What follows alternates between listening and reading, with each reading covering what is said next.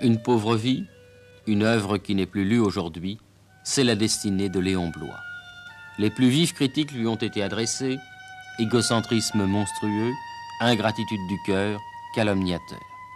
Ce que personne n'a pu contester, c'est sa foi et sa sincérité. Un illuminé, a-t-on dit de lui, et c'est là où l'on approche de plus près le personnage.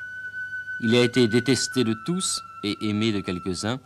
C'est à ces derniers que nous avons demandé des témoignages en sa faveur, à sa fille, Madeleine Souberbiel, professeure de musique, à son gendre, l'organiste Édouard Souberbiel, à deux amis, Georges Auric et Stanislas Fumet, un professeur qui lui a consacré de nombreux livres, Jacques Petit, un autre professeur qui l'admire, Monseigneur Baron, un évêque qui lui doit son sacerdoce.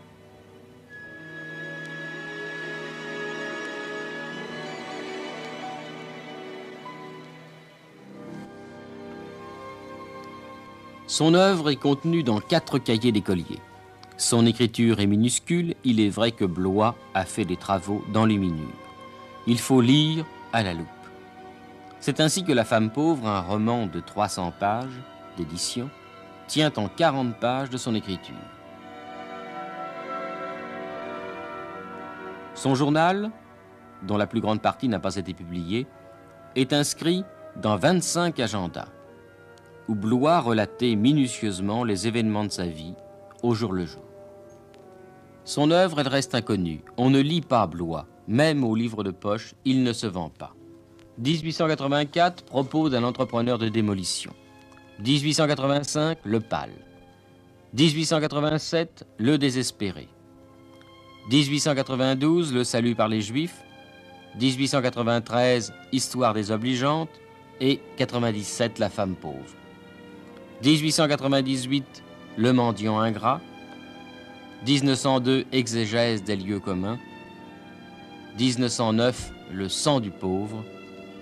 1914, le pèlerin de l'absolu.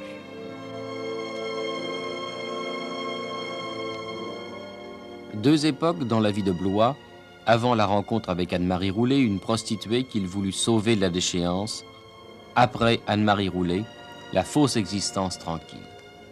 Le 11 juillet 1846, il naît à Périgueux, dans une famille où règne l'austérité. Son père, fonctionnaire, ne laisse aucune place aux effusions. Sa mère, très effacée, n'a pas droit à la parole. Léon Bloy apprend le dessin, l'enluminure, et à 18 ans, il part pour Paris, ayant rejeté toute l'éducation religieuse qu'il avait reçue.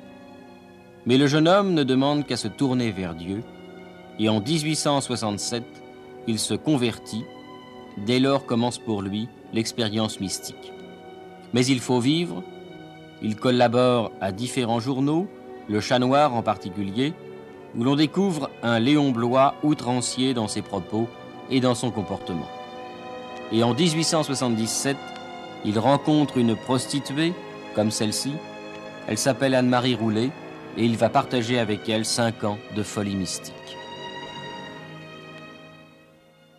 Aventure mystique qui a d'ailleurs fort mal tourné, si je peux dire, puisque Anne-Marie Roulet n'a certainement pas pu supporter l'effort, la tension que lui imposait la vie avec Bloy, et elle est devenue folle en 1882. Comment les amis de Bloy voyaient-ils cette liaison? Je crois qu'ils ne la voyaient pas. Je pense que Bloy n'a pas parlé de cette liaison à la plupart de ses amis. Je ne sais exactement qui était au courant. Barbé d'Aurevilly, avec qui Bloy était très lié à cette époque, l'ignorait absolument et s'est imaginé je ne sais quoi. Landry, peut-être, qui était aussi un ami intime, a su, mais assez peu de choses. Peut-être Villiers de l'Isle-Adam ou Huysmans, mais encore je n'en suis pas certain. Mais cette notion de la femme que l'on rachète n'est-elle pas une notion de l'époque? Évidemment, on est bien tenté de penser que Bloy est en train de vivre un thème hugolien. Est-ce que la prostituée que l'on rachète, ce n'est pas un thème de tout le XIXe siècle? À certains égards, il y a dans le désespéré certaines traces de la lecture des Misérables, et même dans le détail. Il y a aussi un autre thème qui est propre à Bloy, et c'est cette sorte de hantise de la souffrance Et ce n'est pas seulement alors le thème romantique qui intervient dans ce cas. Je crois que Blois a eu le sentiment de prendre un être lamentable, un être dans la pire souffrance, et essayer de l'élever. Ce qui n'est plus tout à fait le thème romantique banal de la femme repentie. Après cette vie de folie mystique, Blois se consacre à la violence. Il publie des articles fracassants, enterrant sous des insultes ses amitiés de la veille. Mais en 1889, il rencontre Jeanne Molbeck, la fille du poète danois Frédéric Molbeck. Il croit trouver la paix, les malheurs continuent. Manque d'argent, perte de ses 2 premiers enfants, André à l'âge d'1 an, Pierre à l'âge de 3 mois, Blois vit de sa plume de plus en plus mal. 1911, il se fixe à Bourg-la-Reine, où il mourra le 3 novembre 1917. La maison de Blois me paraissait un refuge contre tout ce qui est conventionnel, contre tout ce qui est faux dans le monde. On venait à lui pour prendre un bain de simplicité, un bain de vérité, dont on continuait de ressentir le bienfait quand on l'avait quitté. Ce qu'on ressentait aussi, très fortement, peut-être plus fortement encore, en sa présence, c'était sa bonté. Léon Blois était un être essentiellement aimant. Tous ses amis disent la même chose. Il ne vivait que par le cœur. Il n'avait jamais vécu que par le cœur. Je me rappelle que vers la fin de sa vie, comme les médecins lui disaient qu'il avait le cœur fatigué, il écrivait à l'un des miens, « Il paraît que j'ai abusé de cet organe. » Et il disait bien vrai. Et je revois encore, il avait des très grands yeux bleus, excessivement saisissants et particulièrement inoubliables. C'est, entre autres choses, c'est le regard de Blois dont je me souviens le plus précisément lorsque maintenant j'essaie de me souvenir de lui. Et je revois donc cet homme m'ouvrant sa porte, me recevant spontanément, les bras ouverts, me faisant rester le plus longtemps possible pour bavarder.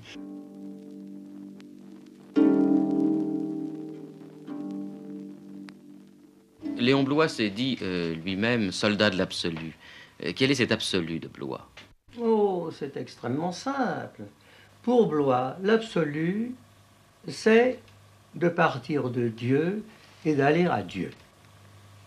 Il est parfaitement simple. Et il disait d'ailleurs, d'une manière humoristique, que tout autre voyage que celui-là était idiot. Cet homme aurait pu devenir un Louis Veuillot. Son intransigeance l'en a empêché et il n'a pu se tourner d'aucun côté, même pas de celui des catholiques. Blois, ayant décidé de ne jamais écrire une ligne dont il n'est pas à rougir devant Dieu, a refusé à des directeurs de journaux qui pensaient utiliser son talent pour attaquer, pour écraser des adversaires. Jamais, jamais. Il n'a accepté de trahir. Et il a préféré mourir de faim, c'est le mot, mendier, plutôt que de s'avilir à servir un parti quel qu'il fût. Et c'est ainsi que Blois, journaliste, n'a pu s'accommoder d'aucun journal et a dû vivre sans argent.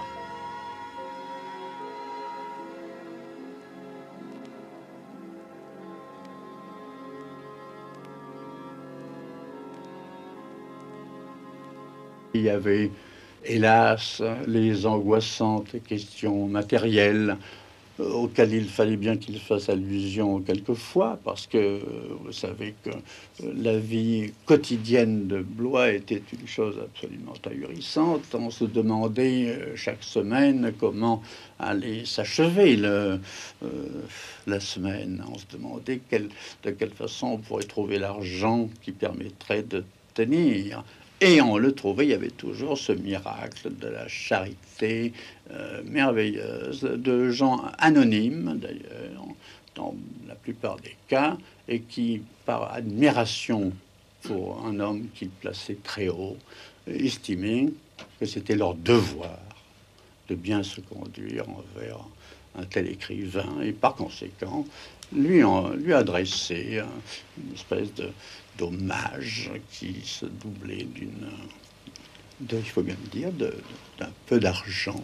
Et ça, c'était très émouvant, et ça n'avait rien de sordide, et c'était le contraire du Blois dont on a dépeint le comportement très souvent comme celui de quelqu'un qui était employant un terme très vulgaire, une espèce de tapeur. C'était exactement le contraire. Moi, je n'ai jamais entendu Blois réclamer de l'argent à quelqu'un. Il pensait que c'était une chose simplement très juste, hein, qu'il reçoive ce qui lui était dû. Et après tout, la justice, si on peut donner à ce terme son sens le plus authentique. Après tout, la justice, c'est sans doute ça, c'est qu'un grand écrivain reçoive ce qui lui est dû. Se heurtant sans cesse à des problèmes d'argent, Blois a conçu plus qu'une philosophie de l'argent, une mystique de l'argent.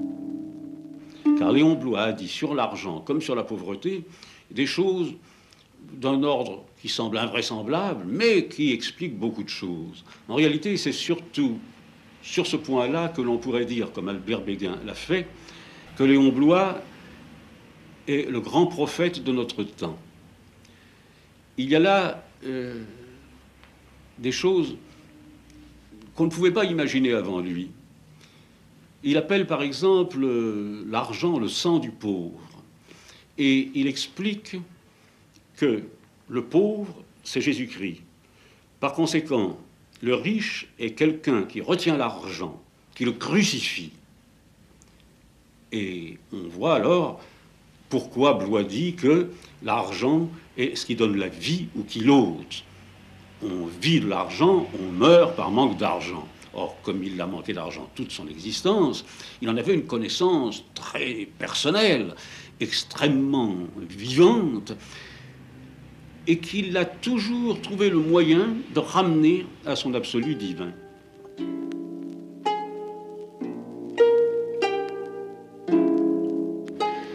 Monseigneur Baron, dans un numéro de la Table Ronde, vous avez écrit, à l'occasion du cinquantenaire de la mort de Léon Blois, que son influence avait transformé votre existence de fond en comble, au point que vous étiez devenu prêtre. Un matin, en venant de la messe, dans un petit café de la place Condorcet à Bourg-la-Reine, il me tenait, et qui était celui-ci. Il me disait, mon cher André, je ne suis pas un auteur pieux. J'écris pour la canaille. Je la prends du milieu de la rue et je la jette sur le seuil de l'église, puis ce sont les saints qui le conduisent à l'intérieur. Vous étiez donc de la canaille. Qui ne l'est par quelque côté?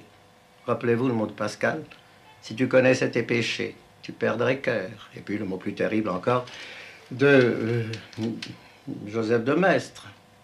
Je ne sais pas ce qu'est le cœur d'un bandit, je sais ce qu'est le cœur d'un honnête homme, et c'est bien épouvantable. Est-ce que Léon Blois, en provoquant des conversions, voulait aussi mener des êtres humains au sacerdoce?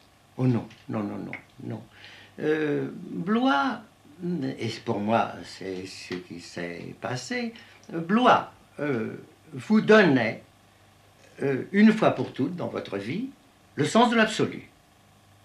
C'est-à-dire, je vous le dirai après, n'est-ce pas? C'est-à-dire une rencontre de Dieu exclusive de toute autre considération, et il vous entraînait à vouloir mettre cet absolu dans votre vie. De sorte que, pour moi, la première réaction, ça a été de chercher comment ma vie pourrait répondre à cet appel.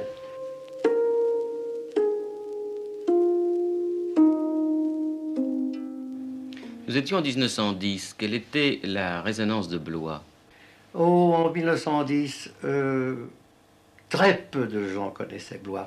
Il faut dire que depuis 1885, le roi de la presse d'alors, Mermex, avait décrété une consigne du silence qu'on a observée, je dirais, très religieusement. Et ces livres étaient très peu connus. C'est le Mercure de France qui les éditait. Et le Mercure de France n'était pas un éditeur de premier plan, de tout premier plan. Alors, on ignorait Blois.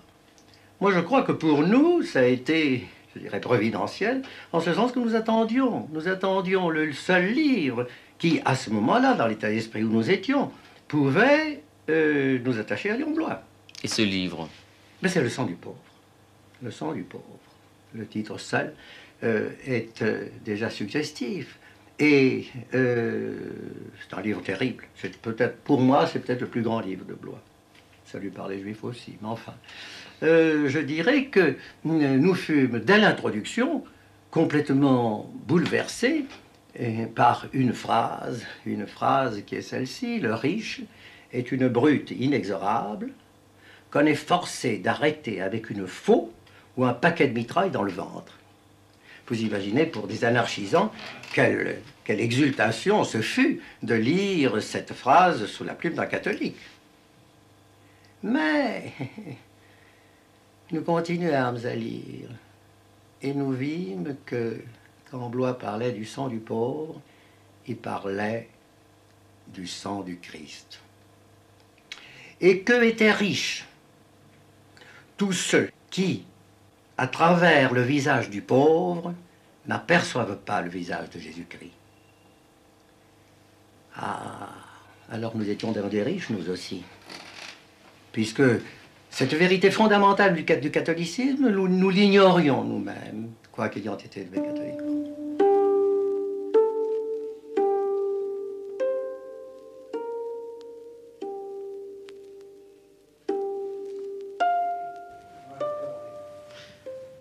On a rarement vu un auteur attaquer avec autant de virulence ses concitoyens. Et on peut se demander si Blois n'a pas eu beaucoup de procès. Détrompez-vous. En fait, tout le monde l'ignorait. Il disait lui-même qu'on voulait l'exterminer par une universelle campagne de silence. En réalité, ce qu'il y a d'étonnant, c'est que, par exemple, dans un livre, dans une publication comme Le Pal, où l'on trouve à chaque ligne matière à procès, attaque virulente contre ses ennemis, ses anciens amis, eh bien, à ma connaissance, et je ne crois pas me tromper, Blois n'a eu qu'un seul procès. Quel fut ce procès? Cet unique procès de Léon Blois? Il fit les beaux jours de la chronique parisienne. Un journal fort connu, le Chat Noir, avait l'habitude de choisir un secrétaire de direction imaginaire. Et cette fois-ci, ils avaient choisi un personnage à la fois mystique et grotesque, Joséphin Péladan, qui se faisait appeler le Sar, grand maître des Rose-Croix, auteur d'un livre, Le Vice suprême, et qui avait tout simplement excommunié le pape. L'article était intitulé « Péladan, derrière éprouvé ». Le mage, qui avait l'habitude de faire des procès, puis d'ailleurs de tous les perdre, poursuivit bien entendu Salis, directeur du Chat Noir, en justice. La fois suivante, il était écrit sur le Chat Noir, Péladan, derrière récalcitrant. Les journaux ouvrirent largement leurs colonnes à cette polémique. Le Sar, dans une lettre sur papier safran, ornée d'une couronne étoilée à la mode persique, écrivit des paroles vengeresses contre Salis, directeur du Chat Noir, le traita de limonadier et attaqua Léon Blois, qui l'accusa d'avoir empêché Barbet d'Aurevilly sur son lit de mort de recevoir les derniers sacrements. Léon Blois, à son tour, entra en lice, écrivit un article vengeur contre le Sar. Il disait notamment: cet esprit est si mal fixé qu'il faudrait lui inculquer les notions par derrière comme un lavement. Et il expliquait qu'il avait évincé Péladan de la chambre mortuaire de Barbet d'Aurevilly. Il employait même le terme ce chacal en veston violet. Ce fut un tollé général. D'autres entrèrent en lice, notamment François Copé, qui vint à la rescousse de Léon Bloy. C'était le premier procès de Bloy. Il alla chercher un avocat au barreau de Moscou. Il choisit en effet comme défenseur le prince Ourouzov, et Ourouzov, qui parlait couramment le français, qui avait consacré une partie de sa vie à écrire un livre sur Flaubert, vint gracieusement assister Léon Bloy à l'occasion du procès qui eut lieu le 22 octobre 1891. Ourouzov avait dit à son client et ami que s'il s'en tirait avec une simple amende, ce serait un merveilleux succès. Et certains journaux avaient même prédit l'emprisonnement de Léon Bloy. En fait, à l'étonnement général, le Sar ne s'étant pas présenté, ayant fait plaider son avocat, à l'époque un député boulangiste, eh bien Léon Bloy fut acquitté.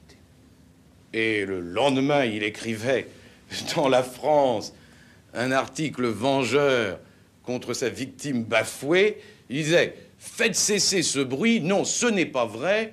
Je ne suis pas assez ignoble pour avoir fait cela. Non, je n'ai pas choisi l'avocat de mon adversaire. » Alors, lorsque, dans un article vengeur condamnant l'acquittement de Madame Clovis Hugues, Bloy qualifie le juré de 12 bourgeois apeurés qui ont rendu sous eux le monstrueux verdict de non-culpabilité, que risquait Bloy? Là, c'est une diffamation grave et il risquait, à cette époque, la cour d'assises. Mais, d'une façon pour le moins paradoxale, la cour d'assises, cette juridiction solennelle que l'on voit normalement fonctionner dans des cas très graves, était, selon les journalistes notamment, le garant suprême de la liberté de la presse. Parce que la cour d'assises comportait un jury qui était le symbole des lecteurs et qui, par conséquent, créait une espèce de paravent contre les réglementations et les pressions que le pouvoir pouvait essayer de faire réapparaître.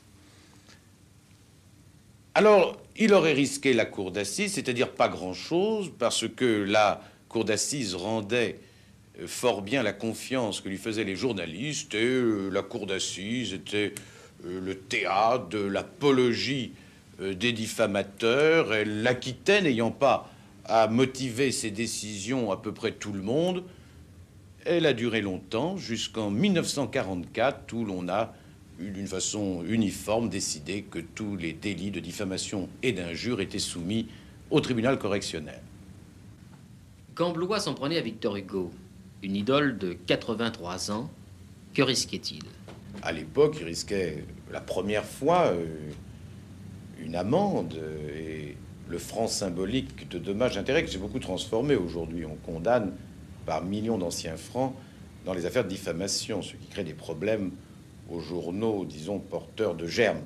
Tant qu'il disait du mal des pièces de Victor Hugo, d'Hernani, on ne pouvait rien lui dire. Mais j'ai relevé dans le livre une attaque très personnelle qui, elle, aurait été indiscutablement sanctionnée par un tribunal lorsqu'il dit, ce n'est dans le PAL, ce lama imbécile dont personne n'ignore la pitoyable sénilité intellectuelle, la sordide avarice, le monstrueux égoïsme et la parfaite hypocrisie comme grand-père et comme citoyen. Ben, voilà un condensé de diffamation et d'injures. La part est difficile à faire d'ailleurs dans ce texte, qui, à coup sûr, si l'idole de l'époque, je ne pense pas que c'était dans ses intentions, il ignorait Bloy comme les autres, avait voulu poursuivre, aurait entraîné à coup sûr une condamnation. Maître, je vous remercie pour toutes ces précisions.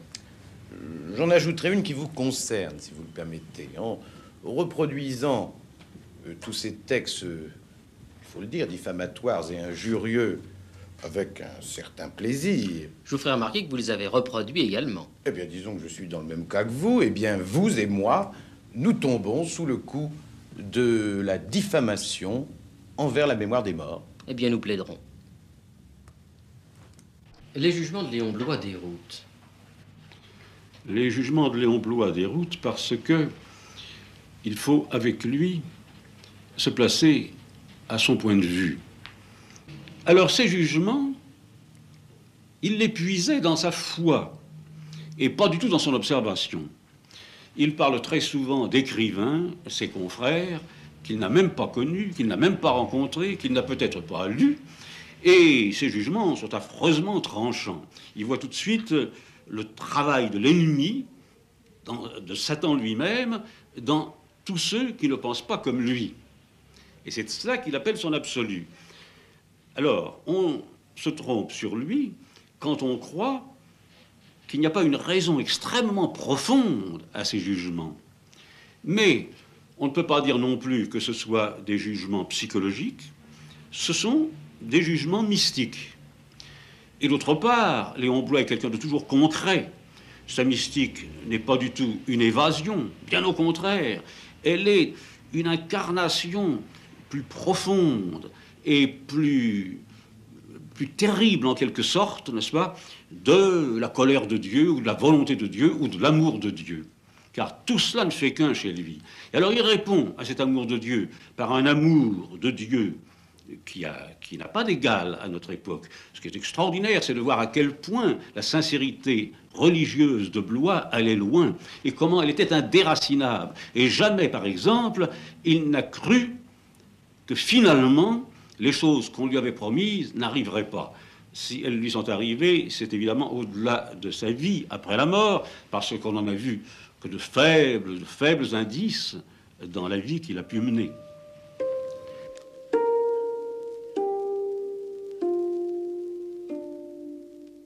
Le style de Léon Bloy déconcerte. Oui, il déconcerte et il en avait tout à fait conscience. Dans Le Désespéré, il écrit en parlant de lui-même: il faisait rouler sur les têtes des quadriges de Mardi Gras et des tombereaux de tonnerre. Il avait l'attendrissement sarcastique et l'engueulement solennel. Le mot abject, dont l'usage lui fut reproché si souvent, il avait une manière de le clamer comme s'il eût été à lui seul une multitude, et ce mot devenait sublime autant que l'imprécation désespérée de tout un peuple. Je crois que ce que Bloy note ici, c'est à la fois le contraste et la violence. S'il n'y avait que la violence, je crois qu'il nous déconcerterait moins, car nous en avons l'habitude et c'est assez dans le goût de notre époque. Mais il y a un contraste entre la violence et une certaine recherche qui vient du 19e siècle et qui, dans une certaine mesure, fait que Léon Bloy pratique le style artiste. Mais le style de Léon Bloy a évolué. Je ne dirais pas qu'il a évolué, je dirais qu'il l'a découvert. Léon Bloy a commencé à écrire pour être publié dans l'Univers, c'est-à-dire dans le journal de Veuillot. Et il avait à cette époque pensé écrire dans un style assez calme et assez raisonnable. Son passage à l'Univers a été très rapide, 4 articles. Et la première occasion qui lui a été donnée ensuite d'écrire a été Le Chat Noir. Alors, Le Chat Noir était un petit journal dans lequel on recherchait le scandale, la violence, l'amusement. Et dans une certaine mesure, c'est là que Léon Bloy a appris à écrire. Et il a appris à écrire aussi un peu avec Barbey d'Aurevilly. Un de ses premiers textes, qui s'appelle La Méduse Astruc, avait été écrit sur un buste de Barbey d'Aurevilly. Et Barbey d'Aurevilly a corrigé, on possède la lettre où Barbey corrige le texte de Bloy et lui explique justement qu'il ne faut pas être constamment noble, constamment solennel, mais qu'il faut savoir rire et, lui dit-il, couper la queue à vos phrases. Et je pense que Le Chat Noir a aidé, dans ce cas, a aidé Bloy à découvrir précisément qu'il pouvait y avoir dans la violence et dans la solennité quelque chose de plus simple, voire de plus vulgaire, quand il dit lui-même l'engueulement solennel. Je crois qu'on ne peut pas aborder Bloy n'importe comment, et surtout par n'importe quel ouvrage. Il me semble pour ma part que le mieux serait de commencer par ou bien les histoires désobligeantes ou Sueur de sang plutôt, qui sont des contes assez courts, qui laissent peut-être au lecteur plus de possibilités de s'insérer dans cet univers, et poursuivre ensuite avec La femme pauvre, qui est un roman, encore que Blois n'est pas tout à fait un romancier, mais qui est un roman dans lequel on peut pénétrer plus facilement. Et Le désespéré? Le désespéré est plus difficile parce qu'il y a des allusions extrêmement nombreuses à toute l'époque littéraire.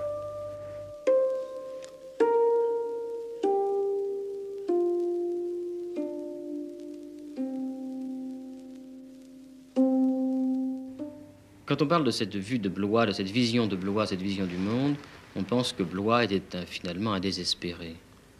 Tout dépend de ce qu'on appelle un désespéré. Si vous entendez par désespéré quelqu'un qui a le sens de l'absurde et qui croit qu'il n'y a rien, Blois n'est certainement pas un désespéré, au contraire. Si vous entendez par désespéré ce que Blois voulait laisser entendre, c'est-à-dire quelqu'un qui n'a d'espoir qu'en Dieu et dans un autre monde, certainement Blois est un désespéré. Le monde ne peut rien lui offrir et il ne peut qu'attendre autre chose.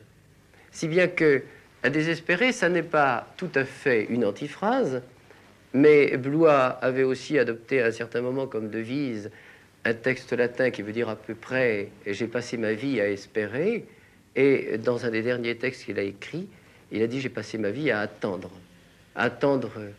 le royaume de Dieu, attendre la fin du monde, attendre l'Apocalypse, car c'est cela qui aurait satisfait le mieux, je crois, la violence intérieure de Blois. » Ce n'est donc pas un désespéré, au contraire, c'est quelqu'un qui est plein d'espoir, mais d'un espoir tellement inconciliable avec le monde où il vit, qu'il apparaît nécessairement comme une absence d'espoir. Je n'ai pas assisté à ces derniers moments. C'est Georges Auric qui est venu m'annoncer sa mort. Mais j'ai eu le privilège de vivre près de lui pendant ces derniers jours. Au cours de sa vie, il avait plusieurs fois demandé à sa femme que le jour où elle le verrait en danger de mourir, elle lui rappelle ces paroles de l'aveugle-né à Jésus. « Seigneur, faites que je vois. Domine, fac ut videam. » Quelques jours avant sa mort, dans cette petite salle à manger pour la reine, il était sur sa chaise, Madame Léon Blois debout devant lui, et moi-même à côté. Nous étions seuls. Elle se souvint alors de la demande que son mari lui avait faite à plusieurs reprises, et d'une voix très douce que j'entends encore, elle lui dit « Domine, fac ut videam ». C'était lui annoncer sa mort. Léon Blois releva la tête et lui répondit par un sourire qui était véritablement un sourire de béatitude. Puis, il se tourna vers moi, comme pour me prendre à témoin, et il me fit le même sourire. Quelques instants plus tard, Madame Léon Blois me disait « Je sais maintenant que la mort est imminente, car le sourire que je viens de voir n'est pas de ce monde. »